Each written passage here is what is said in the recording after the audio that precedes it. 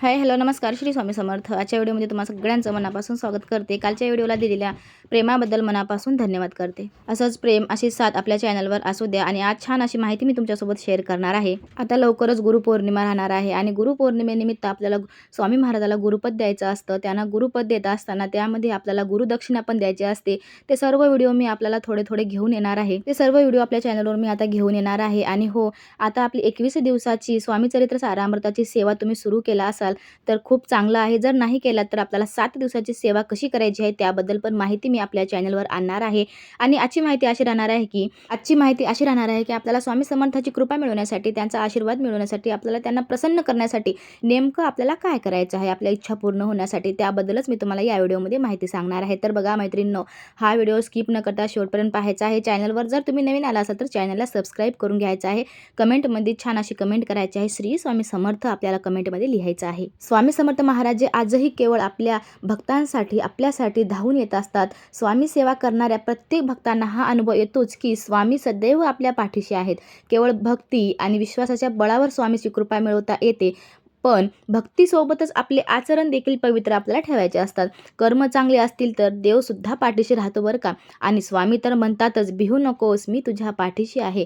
त्यामुळे स्वामींची कृपा मिळवण्यासाठी काही अवघड गोष्टी नाहीत, खूप सोप्याच गोष्टी आपल्याला करायच्या आहेत। जर ह्या गोष्टी तुम्ही केल्या तर निश्चितच आपल्याला स्वामी कृपा प्राप्त होऊन आपल्या घरामध्ये सुख, शांती, समृद्धी नांदायला सुरुवात होते। आता बघा, गुरुपौर्णिमा येत आहे तर त्या दिवसापर्यंत आपल्याला सवय करून घ्यायची आहे स्वामी सेवा नित्य करण्याची आणि त्यांना प्रसन्न करण्याची। म्हणजेच की गुरुपौर्णिमेच्या दिवशी तुम्ही त्यांना असं गुरुदक्षिणा म्हणून सुद्धा तुम्ही ही सेवा त्यांना देऊ शकता। त्यांना तुम्ही वचन देऊ शकता, त्यांना तुम्ही सांगू शकता की हां, मी असंच वागणार, अशीच सेवा करणार, तुम्ही त्यांना सांगू शकता। तर त्याबद्दलच तुम्हाला हा व्हिडिओ आहे। आता बघा, अशक्य शक्य करतील स्वामी या तारक मंत्राच्याच ओळीमध्ये किती सामर्थ्य आहे। हे वाक्य म्हणतानाच देखील अंगात एक सकारात्मक दैवी ऊर्जा संचारत असते। स्वामी नेहमी आपल्या भक्तांना सांगतात की तुम्ही भीती बाळगू नका, मी आहे तुमच्यासोबत, कायम स्वरूपी आहे। यामुळे भक्तांना आपल्या धीर मिळत असतो। ही आहे स्वामी सेवेची खरी ताकद। पण स्वामी भक्ती करताना आपल्याला काही गोष्टी आवर्जून लक्षात ठेवायच्या आहेत। तुम्हाला जर वाटत असेल की स्वामींनी आपल्यावर कृपा करावी, स्वामींचे आशीर्वाद मिळावेत, आपली इच्छा पूर्ण व्हावी, असं जर तुम्हाला वाटत असेल तर काही नियमाचे पालन करून स्वामी सेवा करावं लागेल। तर पहा, चमत्कार तुमच्या सोबत घडू लागेल। सर्वप्रथम नियम म्हणजे शिस्त आपल्याला बाळगायची आहे। स्वामीची भक्ती करताना सर्वात पहिला नियम म्हणजे तुमच्या दैनंदिन जीवनात आणि तुमच्या पूजेपाठमध्ये भक्ती करता असताना देखील शिस्तबद्ध असायला पाहिजे।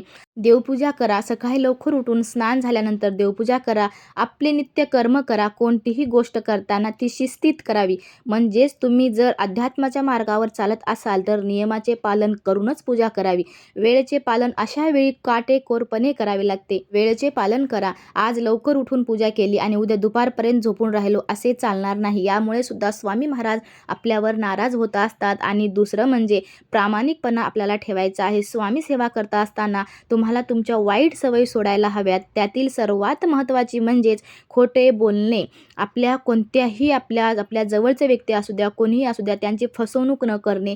काही जण म्हणतील ना, आम्ही फसवणूक करत नाही, आम्ही फ्रॉड नाही, पण तुम्ही तुमच्या पालकांपासून काही गोष्टी लपवणे, त्यांच्याशी खोटे वागणे की फसवणूकच आहे बरं का।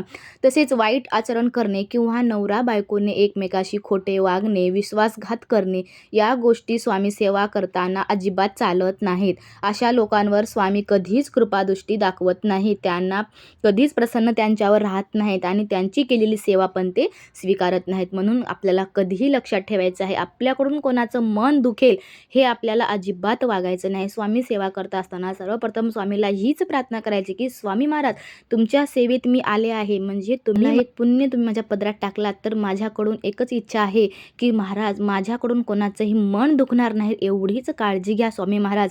म्हणून सर्वप्रथम एवढी आपल्याला प्रार्थना स्वामी महाराजांना करायची आहे। तिसरं म्हणजे द्वेष आपल्याला करायचं नाही। देव आपलं चांगलं करत नाही असं म्हणून दुसऱ्यांचा वाईट विचार करणारे लोक कधीच आयुष्यात प्रगती करू शकत नाहीत।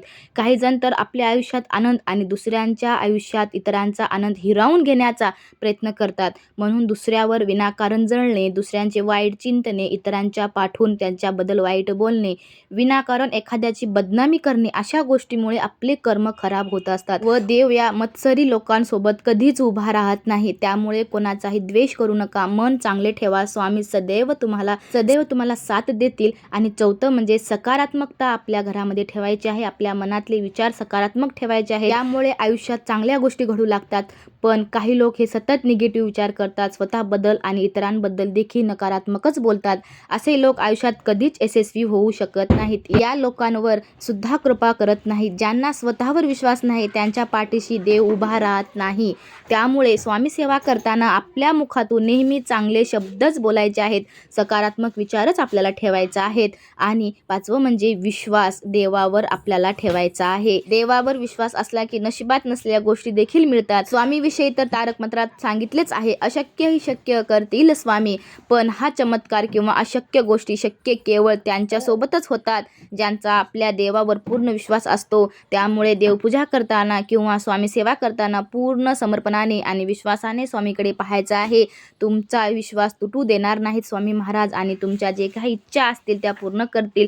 जर तुमच्या नशिबात जरी ती गोष्ट नसेल तर स्वामी महाराज तुमच्या सेवेमुळे ती गोष्ट तुमच्या आयुष्यात तुमच्या नशिबात घडून आणतील. म्हणून तुम्ही इतरांचं कधीही वाईट चिंतू नका. एवढं जरी केलात, सेवा जरी कमी झाली तरी चालेल, पण या ठिकाणी तुमच्याकडून इतरांचं वाईट होईल असं आपल्याला वागायचं नाही.